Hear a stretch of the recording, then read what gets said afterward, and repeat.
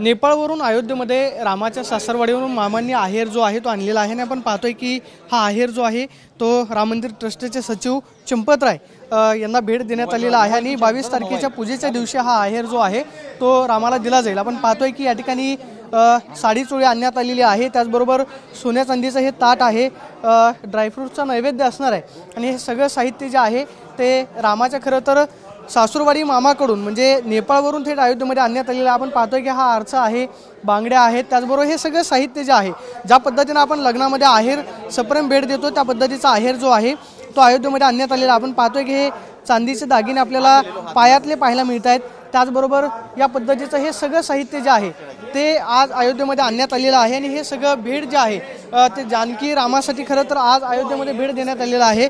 क्या क्या दिया है बाहर में?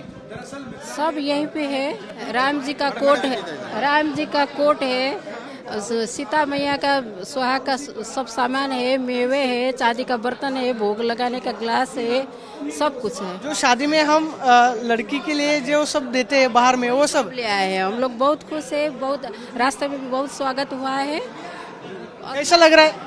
एकदम अच्छा लग रहा है। हम लोग 5 वर्ष का जो इतिहास था ना लड़ाई का वो जीत गए हैं। बहुत उमंग है। नेपाल में हम लोग दीपावली करेंगे 22 जनवरी को। आपण पाहतोय की 22 तारखेला दिवाळीसारखं सण जो आहे तो अयोध्येमध्ये साजरा केला जाईल, मात्र नेपाळवरून आणलेलं हे सगळं आहेराचं साहित्य जे आहे ते अयोध्येमध्ये दाखल झालंय आणि रामासाठी हे सगळं साहित्य अयोध्येत खरं तर रामाची सासूरवाडी असलेल्या नेपाळमधून अयोध्येमध्ये भेट देण्यात आले। Camera person Rakesh Sonavi, Pradeep Kapse, TV9 Marathi, Ayodhya.